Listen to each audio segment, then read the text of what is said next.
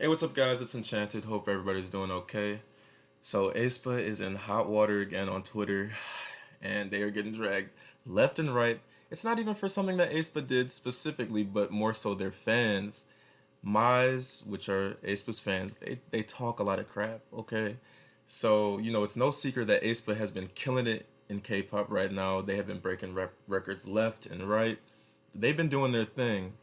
And for some reason, aespa's fans tend to be kind of success stands in a sense, not all of them, but they're breaking these records, and the fans are over here just trash talking. They've been trash talking BTS, Blackpink, ITZY. ITZY's more so aespa's competition.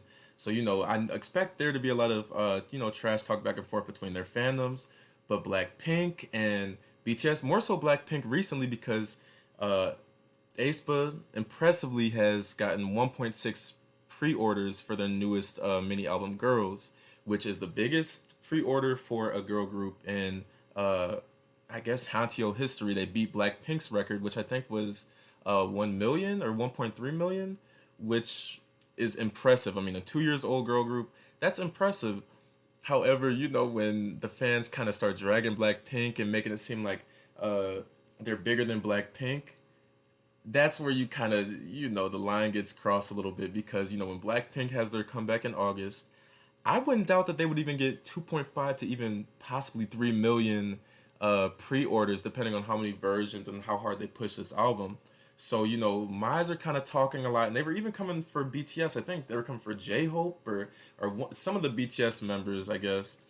And the BTS fandom, you don't mess with BTS. They are coming for aespa, and they already got that on top. They have a new comeback already called Girls. I liked the comeback. I will not lie. It was easy. I think this was probably their most digestible besides Black Mamba, for you to kind of sit back.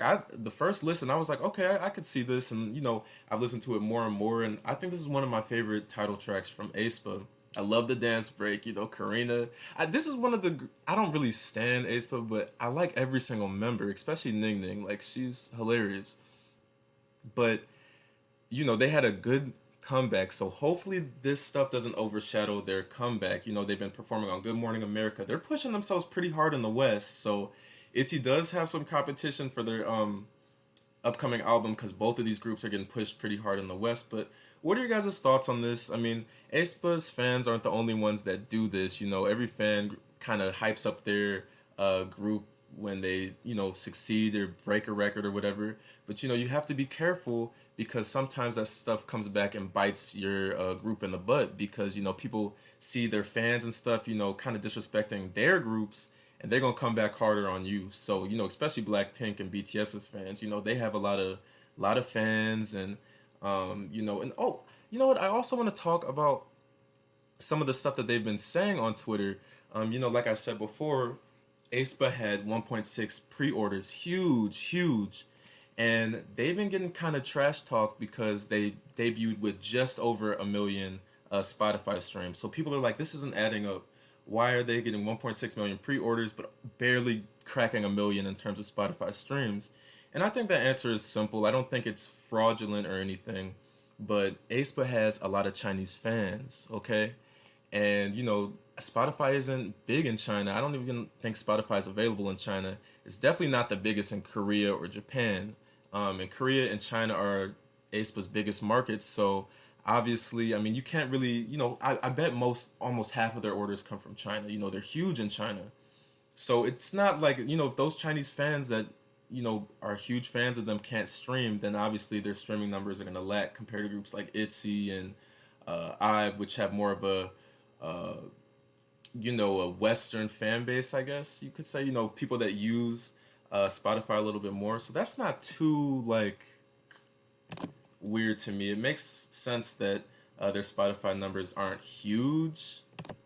I mean, I guess you could make the argument that Blackpink, with the album, almost half of their album sales come from China as well. Yet they had, like, I think How You Like That debuted with like 6.8 million views, but at the same time, nobody is, except for maybe some of the Mize, but anybody with eyes can see that Blackpink or aespa is nowhere near Blackpink's level in terms of global success. And so, Blackpink was a lot bigger in the West, so obviously their streams are going to be bigger, even though, the album sales from Aespa's new comeback are bigger.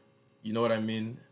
Blackpink has more Western fans, so they're gonna have bigger Spotify streams. Aespa's a little bit more localized, so it makes sense. I'm not gonna go too far into that, but what are your guys' thoughts? Do you guys think that Aespa's fans are stepping out of line too much? Did you guys see what was going on Twitter? Did you like the comeback? I like the comeback. You know what I mean?